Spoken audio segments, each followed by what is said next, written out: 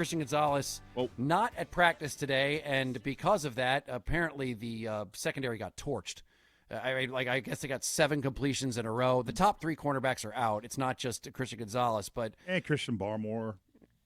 Yeah. Some of the D linemen, Although the the good news is Barmore was back. He just didn't play. Like, he was back at practice. Okay. He just didn't end up, I think, like doing any of the 7-on-7s or anything like that. Right. So he's at least healthy, to a point, I guess. But how freaked out would you be, Ted, if Devin Weatherspoon gets himself a deal and Christian Gonzalez has not by the time the season starts? Yeah, because don't we all think that's pretty don't we all think that Christian Gonzalez is considered a better cornerback? Well, Wiggy had some list from Pro Football Focus this morning, which had Witherspoon number 1 in the league. Okay, but I guess it's not a consensus. But, I would think he just got ranked 28th in football by the new NFL Network list. I think overall it could be troublesome for Christian Gonzalez because Robert Kraft, the owner of the Patriots, has done something I have never, ever, ever heard him do, which is basically tell everyone that they've offered a player a contract that is the highest at their position and the highest in the franchise's history before the deal was done. And if you're all year long, if you don't have a deal done with him on record, which he basically said 2 weeks ago, it is going to, I just think, put pressure on him. That pressure on Christian Gonzalez to, maybe get the deal done. I don't know. I just think fans are going to put a lot of pressure on him. That's my feeling. Can he play? Some guys having that hanging over their head would affect their quality of their play. I would worry about, does it affect his, mental prowess, week in, week out. That would be something I would be concerned about. But yeah, it would be disappointing. And I was looking at that draft class. So he's part of the 2023 draft class. There are 8 players that have been drafted in the first round that have gotten extensions from that draft.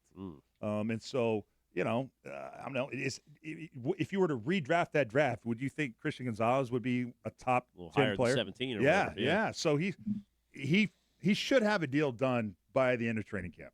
I can't understand why, if this deal is as great as Robert Kraft said it was, why he didn't sign it, because it's not, because there's obviously there's some sort of manipulation of the numbers. On top of that, I still, even with that Ian Rappaport thing, do you consider Ian Rappaport a conduit of the Patriots? In other words, do you consider him to be one of those reporters who has inside information that benefits the team instead of the players sometimes? Yeah. Because he works for NFL Network, right? Sometimes, but I feel like Schefter is more tied in closely with Kraft. Yes. Yeah. Schefter's is the one where when he says it, to me, I would bank it. Yes. Okay. Because you're right. Because with Schefter, I immediately think, all right, well, this came from someone inside the Patriots, most likely the Krafts.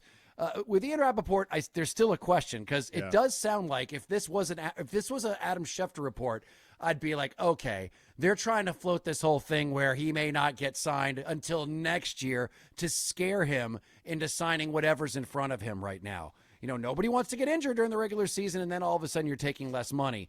So when I heard that the first time, I had to ask, all right, who's benefiting from this report being out there? Is this indeed a plant by the Krafts? But you're right, Ian Rappaport, I can't right now draw the line between him and the Patriots. And in this case, he was asked by McAfee, and he's just kind of caught off guard. It's not like it's a planned report. It's just him in an interview, and he's like, boy, I don't know. I took note of it. It's kind of odd. I think it'll get done this year or next year, but I'm not sure. So I don't think in this case, I don't think this is a planned report. I think he's truly unsure of where this is going. Dude, if you're Christian Gonzalez, I'm looking at the Patriots schedule. I'm thinking, man, if I was to hold out, they got to play Seattle, which, okay, doesn't have the greatest quarterback, but they have a great offense. Mm-hmm. Then you play Pittsburgh, Aaron Rodgers. Then you play Jacksonville, and then you play Buffalo. Right. Yeah. Those are all teams where it's called leverage.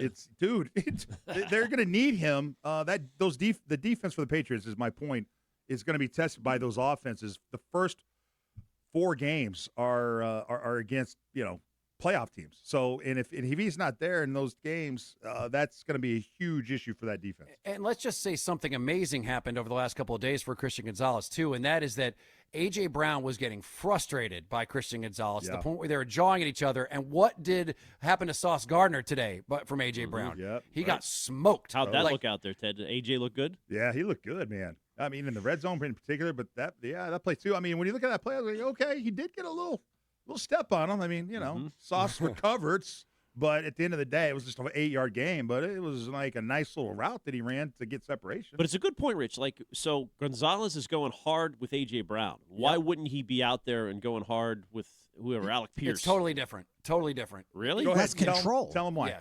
It's because you've got guys on the other team that they're trying to earn spots on this team. They're trying to get like cred too. And you do something against a star player, listen, oops, sorry, that's all you have to do. But if it's one of your own guys, Vrabel could bench you, he could cut you. They know not to hit these high dollar guys. I mean, how would you think it would feel if like a Patriots player went and just like crushed Drake May? They're not going to do that. But some guy trying to make a name for himself on the Colts could do it. It's just an uncontrolled environment. Well, he's trash talking with A.J. Brown. I mean, there's something going. It's not like that's been very polite. They've been going at it. Yeah, but I think that's all in friendly competition. And then also, what's going on with the grass? Maybe he doesn't feel safe with whatever's going on with the field. That's in the stadium. That's in the stadium. But but I hear you, Stiz. And also, it's kind of like a natural. It's a natural kind of place to make your point without getting the wrath of the fan base. Like, no one's going to be too mad at him for not playing in the preseason game, not playing his joint. But, you're playing you're practicing in those first 2 weeks against A.J. Brown, and you're not backing down. The fans, yeah, because Drake's not playing Thursday, so he's picking his spots. Picking a spot to make his statement. But here's what Gonzalez said a couple days ago. Stiz has this clip of him. He loves competition, right? Here's Gonzalez. Oh, for sure. I mean, it's competition. That's how you get better. That's how he can get better, how I can get better. The defense, team, it all comes together. It's the dog days of camp. It's still hot, about to start getting into joints, and now we're really into camp. But he's talking about it's getting him better. But why not going against the Colts? Doesn't that get you better? Let's look at their depth. Let's look at their depth chart at wide receiver. I don't know. Allen Pierce, Josh Downs, and Ashton Dulin. Do those guys compare to A.J. Brown? Downs is pretty good. Yeah, Please. Downs and Pierce are good. They're not A.J. Brown. I mean, A.J. Brown. There you go. So he's like, let me lock down A.J. Brown for the first 2 weeks, and I think it's okay if I don't practice against Alex Pierce. Sorry, no disrespect. All right. This has just all been weird since Kraft came out and just talked about like they're offering more money than anybody else, any other page. It's been weird since then. I'm still convinced that they're going to get this done before the season starts, and this is all posturing. But it's gross, and it's like why should we care? We're just people watching, and most likely this is all going to happen. But it does kind of gross you out that behind the scenes that there's these kind of. It almost seems like leaking of information and dirty tactics because millions of dollars are at stake. So they're going to do by any means necessary, try to save a buck, try to get what they want. Yeah. But this is the story of the NFL for decades, right? It's not like this is new. I mean, this is Ty Law versus Robert Kraft. This goes back decades. We love Christian Gonzalez. I mean, just love it. It does. And I think why it's the nickel and diming that they do where you're just like, really? I mean, God.